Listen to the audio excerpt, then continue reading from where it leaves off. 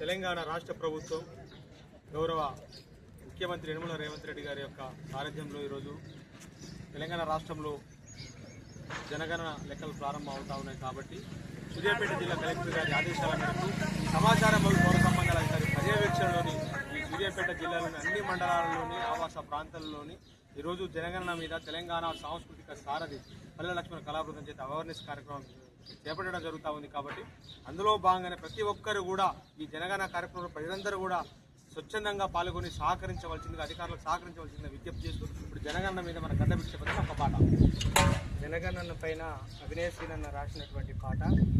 మోగింది మోగింది జనగణన గంట, వివరాలే చెప్పాలి ప్రతి ఒక్క